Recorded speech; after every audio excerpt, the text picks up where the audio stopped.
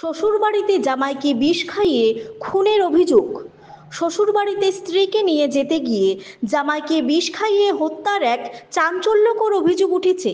কাছাড়ের কাটিগড়া এলাকায় এই মর্মান্তিক ঘটনা ঘটেছে। জানা গেছে, বিমল দাস নামের এক ব্যক্তির সঙ্গে তার স্ত্রীর কিছুদিন আগে ঝগড়া হয়, যার ফলে স্ত্রী বাপের বাড়ি চলে যান। 3 দিন আগে বিমল দাস নিজের সন্তানকে সঙ্গে নিয়ে স্ত্রীকে ফিরিয়ে আনতে শ্বশুরবাড়িতে যান। মৃতের পরিবারের অভিযোগ, সেখানে বিমলকে মারধর করা হয় এবং জোরপূর্বক বিষ পান করিয়ে হত্যা করে শ্বশুরবাড়ির লোকজন।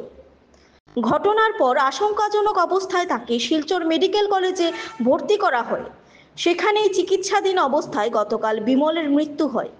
পুত্র হারানোর পর বিমলের পরিবার এই ঘটনাকে হত্যাকাণ্ড বলে দাবি করে বিমলের স্ত্রী সহ শ্বশুরবাড়ির বেশ কয়েকজনের বিরুদ্ধে কাটিগড়া থানায় মামলা দায়ের করেছে।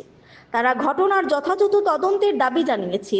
পুলিশ বর্তমানে বিষয়টি খতিয়ে দেখছে। আমারে একজনে ফোন করছে আর ফোন করে কইছে তোমার আত্মীয় হসপিটাল আনা হয়েছে। আনার পরে আমার তোকে তারে পাইছি না ভাই একটা দেখি চিপার থেকে বাইরেছে বাইরেও আমার গাড়িও রাখি লাইছে না, আমার মেয়েও রাখছে না, আমার নিয়ে আমার কিতা খাওয়াইছে না, আমার কিতা করার করিয়াও হে জায়গাত পড়ে গেছে তারে নিয়ে। আর চন্দনায় তারে ঠানি টুনে তুলতাম, তখন আমি তারে দেখে আমার শৈল অন্যরকমের করছে আর তখন আমার আত্মীয় স্বজন যেন যে আসলাম আমি তারে ফোন করাত লাগছে। শ্বশুরবাড়ি মাইনার ভাত, তার নাম বিমল দাস।